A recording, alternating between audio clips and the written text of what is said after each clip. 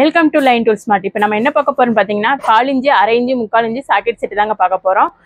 வாங்க பார்த்துடலாம். இப்போ நம்ம பார்த்துட்டு இருக்கிறது பார்த்தீங்கன்னா 1/4 inch socket, 1/2 inch socket, 3/4 inch socket.